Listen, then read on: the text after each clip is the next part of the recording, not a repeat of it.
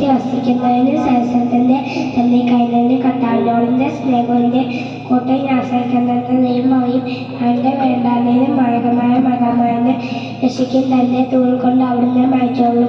അവിടുത്തെ ചടകളിൽ കവയിലേക്ക് അവിടുത്തെ വിശ്വസമിക്ക് കൗദ്യം വരികയായിരിക്കും.